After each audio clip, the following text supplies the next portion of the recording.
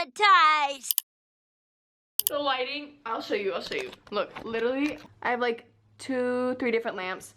I filmed this earlier and I was so hyped and it was trash. It was trash. I was like, delete.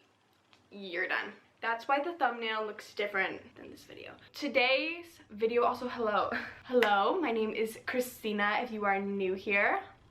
And if you are not new here, I love you. I really should stop touching this tripod because I am not doing myself any favors. So today's video is going to be my September wrap up. And I read, I think around like 16 books because I DNF'd too. I've got the shakes. It's late. And I have like a little holiday kombucha. I'm addicted. Okay, I only have 2 physicals. I read a lot on my Kindle this month, so I only have 2 paperbacks. I guess, should we talk about these first? These are actually 2 of my favorites, so let's talk about these. Powerless by Lauren Roberts. If you have not read this book, what are you doing? What are you doing? This book should be hyped up instead of Fourth Wing. And if you've liked Fourth Wing and you want to dip your toe just a little bit more into fantasy, up. This is so good. This is so good. Peyton, our main girl, she is an ordinary posing as a psychic in an elite world. And then one day, Prince comes into town. She saves the day. And then, because she saved the prince, they're putting her in the purge trials. The tension between Kai and Peyton. My organs, my heart exploded. I meant that to sound different. What I'm trying to say is I couldn't take it. It was so good. Oh my god. Unlike anything I've ever seen before. And the writing was good. It's a chunky book. It's a chunky book, but it is so worth the read. I'm telling you, once you pick this up, you will not be able to stop. It's out of your hands. It's out of your control. You'll just continue reading because it's that good. And then you'll want to cry afterwards, but because I can't cry because I'm on anxiety medication to the max. Or maybe I'm just broken. I'll cry eventually. I gave it 5 stars. And honestly, if I could, I'd give it 20 stars. 20 stars. It's that good. This book was also superb. Assistant to the Villain. Moment of silence, because this book was so funny. This book was so funny. And I have actually both of these on a separate reading vlog along with 3 of the other books that I'm talking about. Are all in like one vlog. As I was saying, the dialogue in this, we had the same sense of humor. I personally was rolling on the floor, literally rolling on the floor laughing. It follows our main girl, Evie. And she just lost her job and she's in the forest. She runs into the villain, and also his name is the Villain. No one knows what he looks like and he's being chased. The beginning's right out of Tangled. If you haven't heard me talk about this before, he gives the appearance of Damon Salvatore from Vampire Diaries, which I'm currently rewatching. So good. And the mentality and the mannerisms of Megamind, too good. Their meet cute is hilarious. Every exchange that these two have, so funny. The other characters in this book, 10 out of 10. It's just so good. I really want you to read it. Okay. Let's go on into the non-physicals that I have. So I did read God of Wrath, half read God of Ruin. I DNF'd it. Both of these books are a part of the Legacy of God series by Rena Kent. And if you've read God of Malice, don't go any further. Because honestly, every other book after this is just so similar to everything that Killian did. Like every single, can't believe I'm about to say this. Kink is the exact same. I don't think they're worth your time. But what is it? God of Wrath is Jeremy and Cecily. Jeremy is the mafia prince. Cecily is an outspoken friend of his sister's, and also I think just friends with the main girl in the first one. I forgot her name. I swear it has something like Gideon. Glendon. I think that's her name. I really hope that's her name. Okay, and then this one is Landon, which is Glendon's brother, who is also the twin brother of Brandon, who's going to be in the next book, God of Fury. And Mia, she also has a twin sister. She lost her voice at a young age due to a very traumatic event, and Landon is honestly just trying to beat it out of her. I just hated it so much, mainly because Landon is very similar to Killian, and it's a carbon copy. And you just hate Landon so much more because he's just awful and he has no control of his emotions. So I would not recommend reading that book. But God of Fury, that comes out December, I think it's December 6th. I am gonna read that. See You Yesterday by Lynn Solomon. I want to read all of her books. I'm just putting that out there. I want to read every single book that she has, and I want to read them like now. I want to just like. So our main girl, it's her first day of college, rooms with her mortal enemy from high school, bullied her. She's having literally like the worst day possible, and she meets this guy and gives her a really bad attitude. And she's just like, what's your problem? Like, what's your deal? And then as the day continues, it just keeps getting worse and worse and worse. And then she wakes up and it's the exact same day over and over. And then she meets that exact same guy, and they're in this like time warp trap thing together, and they're both trying to figure it out. The relationship starts to form. It was really cute. The romance is not the forefront. It's more of like a subplot, because the actual plot of them trying to get out of there and them trying so many different things, and the brains. I felt like I was learning so much. It was amazing. Also, the cover is so cute. I 10 out of 10 definitely recommend this book. I don't think anyone is talking about it as much as they should be.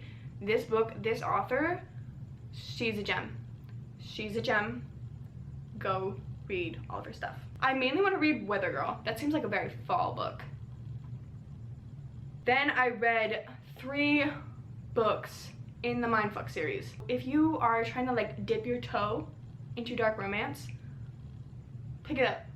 Pick it up. It's on Kindle Unlimited, or if you want to just like get all 5 in one, it's on Amazon. It's so good, and it just really makes you think about like the difference between good and evil and like different perspectives. I don't know, it really made me personally think a lot. It's about our main girl who is, I mean, she's a serial killer, but she is killing people for revenge, and I'm not gonna spoil it because it gets like revealed slowly throughout the books. And the books are also very short, one by one, like 110, 130, like very, very short books.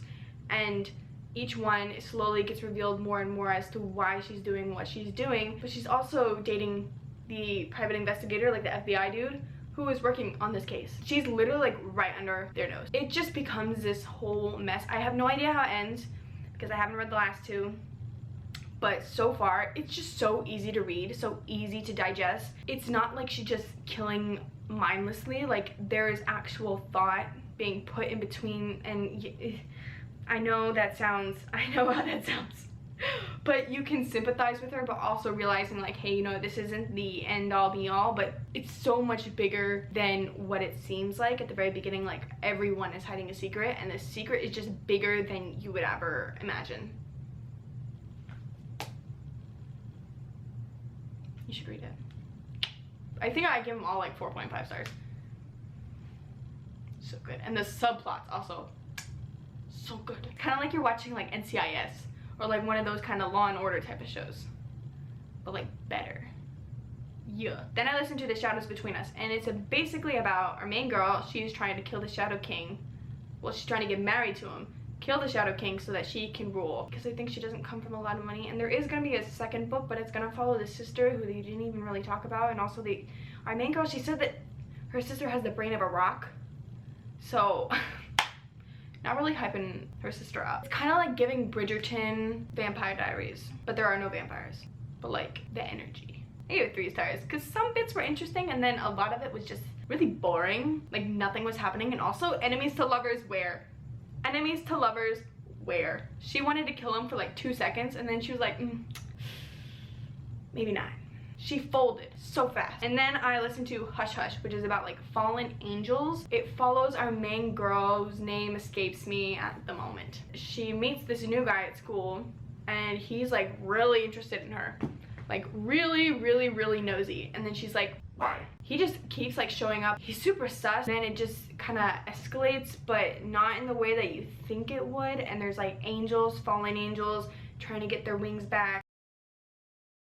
I don't know, it's just the first book, but I want to continue the series so bad. I honestly recommend reading it or listening to it. It just has that nostalgic way, I feel. It is so easy to read. The atmosphere, the setting, the characters, the way it's described, it's a vibe, and I love it. I love the energy in the room.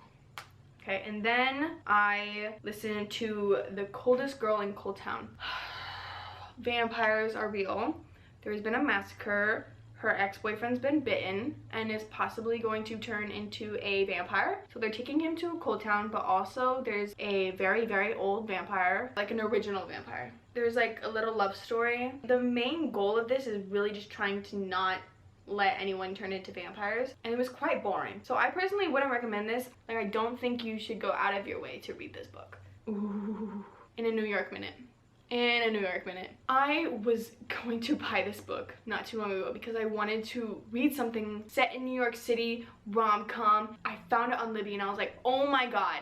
Listen, absolutely. I stayed up all night listening to it. Something very embarrassing happens to her. It says like she literally, her dress rips and he's like trying to cover her. Their interaction gets filmed and then put online. People are like going crazy over their meet cute and saying like, oh my gosh. And so they keep seeing each other over and over and over again, like just by chance, of course, because you know it's a rom-com. It's a rom-com.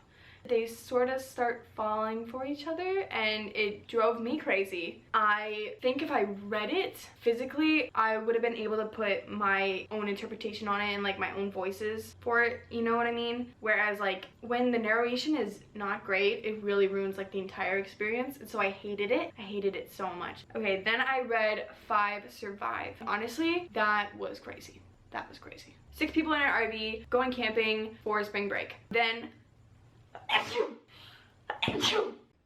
Good God almighty. they lose signal, so they go into the woods, because nothing bad happens in the woods, right? Nothing bad happens in the woods. They go into the woods, lose signal, go deeper into the woods, and then someone's popping their tires left and right. And so they're stuck. And someone is really trying to hunt them. Someone in this RV has a secret. Everyone's secrets are getting revealed. It escalates so fast. And it is so much bigger than what I thought it was going to be. It started off being this one thing, and then you're hearing like her inner thoughts, and it was like really weird, but it all made sense at the end. I think for me, I gave it like 3.5 stars. The ending was sort of like the best part for me. I mean, the ending was like, it was honestly like you just jumped off a cliff. Yeah. Just kept falling and falling and falling. Okay, I read The Sinner's Duet by Sophia Lark. I have become very obsessed with Sophia Lark's work. Want to read like the whole Brutal Birthright series, and honestly I want to read Anastasia so bad. I feel in my gut that I'm gonna give it like 5 stars. Her writing, phenomenal. With The Sinner's Duet, we have our main female character. She's an artist, but she doesn't come from a lot, and then we have our main dude who is a very, very well-known artist, and he does come from a lot of money. Something happens to our main girl and it's really, really bad, but they meet within that. He becomes kind of like fixated on her, and it becomes like this obsessive relationship. He stalks her, but it's all within like the art world. There's also another artist out there who's coming for blood. The atmosphere, the characters, the chemistry, everything within this is such a vibe, and it's so good. I loved everything that Sophia Lark came up with for this book. So good. And also the illustration. And then I read You're Not Supposed to Die Tonight. The ending was weird. The ending was so weird. It follows our main girl, who's like a camp counselor for a summer camp, reenacts classic horror movie scenes, and they do it at the same location as the actual horror movie called Camp Mirror Lake. Something really sus is going on this year in particular. She plays the role as the final girl, and her role as the final girl becomes very, very real, and there is like something in the air. I've never read anything like it. In terms of the ending, I was told it was gonna go one way, and I was certain it was gonna go that way, but it didn't even go that way. It was like weird. It was so weird. That's all I'm gonna say. I gave it like 3.5 stars, I think. It was definitely different, but I like the atmosphere, like the setting. And then I read these 2 books. These are the 2 books that like I low-key need to like be baptized for.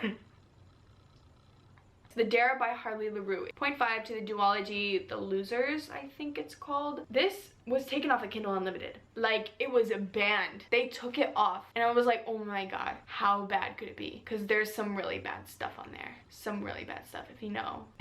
You know. And so I was like, oh my god, I gotta get my hands on it. And I found it on Apple Books, and I read it. I've read worse, and I don't know if that just means I'm numb, because I've read some really bad stuff. Everything that happened in this, it was like been there, done that. The thing is, like, all of it's consensual. Haunting Adeline is much worse than this. So much worse than this. So for it to get removed, I don't get why. It's not that bad. And honestly, I really like the relationship. I even put it on my Goodreads. I was like, I must be messed up, because I actually like the relationship.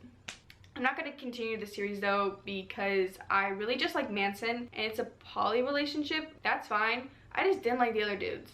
I didn't rate it though because I just didn't know how. And then Praise. Didn't know what to expect, but this book was so good. It was so good. I gave it like 4.75 stars. The subplot, so great. And the characters, like the found family that's going on, so good. And it's an age gap. It is her ex-boyfriend's dad. It's really good though. Normally I'd probably be like, oh, you know, maybe not. Like, that's a pretty big age gap. But it's like, it's different. It's different with them. They're the exception. They're the exception. If you read it, you know what I mean. It's just like so good. It's so good. And I'm actually at like 94% of the book, called Mercy. Too good, but it had its bumps. I love this so much. I love the world. I love everyone's energies, and honestly their lifestyles are so different from one another, so it's so interesting. I will not be reading the second book though because that is a step sibling romance. That's not for me. That's not my thing. Sorry, my camera keeps dying. Those are all the books that I read in the month of September. I hope that you enjoyed today's video. Let me know if you've read any of these books and your thoughts and opinions on them if you would like. Also, follow me on Goodreads. Follow me on Goodreads. I have like no friends over there, okay? I want some friends. I hope you have a great day or night wherever you are, and I will hopefully see you in my next video.